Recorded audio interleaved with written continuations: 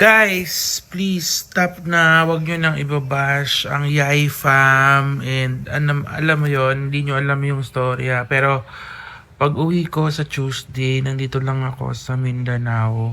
Sinamahan namin si Mami Oni. Magpa-perform sila. And kita-kita tayo dyan mamaya sa event.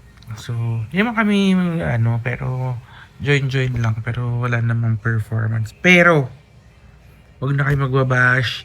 Magmi-meeting kami nila Yuki, Yai Fam, Shelane, Ella, Mami B. And pagdasal nyo na lang na maging okay ang lahat.